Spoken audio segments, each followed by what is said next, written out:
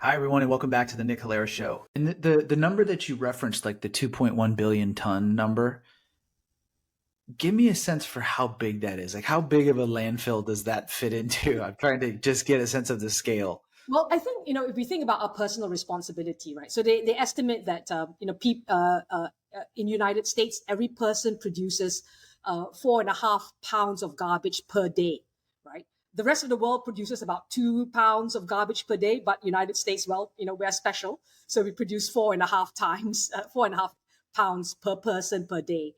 So if you think about that, if you put that in a one square foot space, in 1 year, every person produces, that'd be 19 stories, like a 19-story building. That's how much garbage one person produces in 1 year. And the thing is, every one of us, we're producing more and more garbage.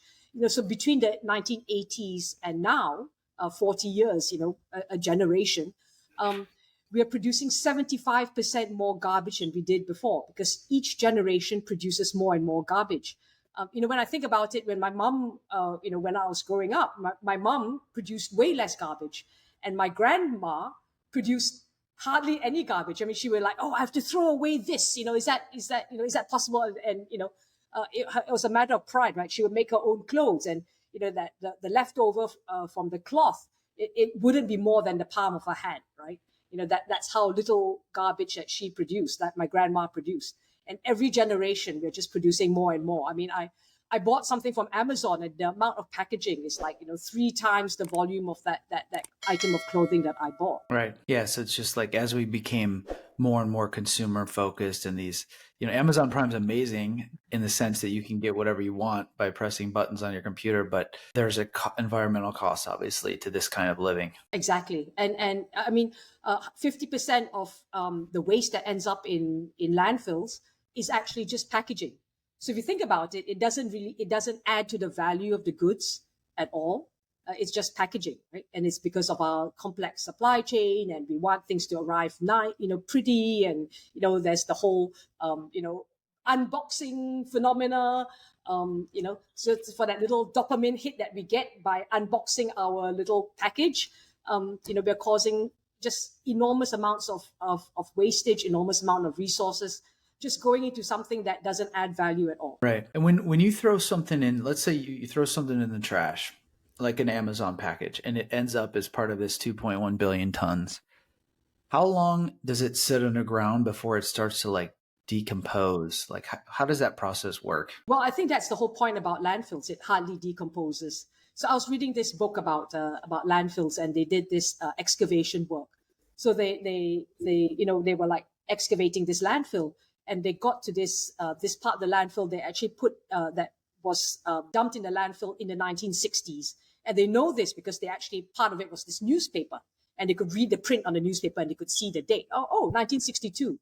And there was this green stuff on that piece of newspaper, and you know what it was? It was guacamole. So Wow. the guacamole didn't even change color, right? It's such a way to preserve, landfills just preserve garbage forever. Wow. So the process of is decades and decades in the making before something turns in. So when you see a landfill like in America now, how deep below the surface is the trash? Is it just right there at the surface and it goes down for hundreds of feet, or like what does it look like? I'm afraid I don't really know because I don't really know about the construction of Okay. landfills. I know that they're lined, but I think, one of the things about garbage, and particularly plastic lasting forever, is when stuff escapes the landfill, right? And when garbage escapes the landfill, like for example, like when plastic escapes the landfills or dumps and ends up in the sea. So 50%, sorry, what was it? 80% of marine litter is actually plastic, and that lasts forever because it's plastic. It just stays there forever, right? It doesn't. If you think about it, every piece of plastic that was ever made still exists today. I mean, the big explosion of plastics was in the 1950s, 1960s. And, certainly, plastic from that era is still around today. Yeah, that's right. I was actually just recently at a wedding in Hawaii with, and the person I sat next to, his family, they worked for the Coast Guard, and they were telling me that they've been out to that Pacific plastic thing that's in The the middle of garbage patch. Yeah. the garbage patch in the middle of the ocean, and said it's astonishing. And there's ways to clean it up. I think that the most disheartening part of that conversation was they're telling me that it's actually, there's a lot of ways to clean it up, but we're just not spending the money on it. Like, we could actually clean that whole thing up if we just put the The financial resources. resources to do Yeah, it. Yeah. exactly. And Yeah. if you think about a piece of plastic, right, a plastic bag, the average use of a grocery plastic bag is 15 minutes. Now, if it ends up in the sea, a turtle, it looks like a jellyfish, so a turtle will eat it, swallow it, and it can actually kill 7 marine animals because the turtle ingests that plastic. It binds up their organs. They actually starve to death in the most horrific, slow, horrible way. Their stomachs are, there are all these pictures of these fish and this marine life. Their stomachs are just full of plastic, and they actually starve to death because it just binds up their organs. And then the animal dies, and then the plastic is let loose again, only to be ingested by another animal. So if you think about it, that one piece of plastic, that one plastic bag can kill up to 7 marine animals before it becomes so small as a microplastic. Then it kills in other ways, right? Right. The shrimp that ingested, they find that shrimp have microplastic inside them. It's actually horrifying.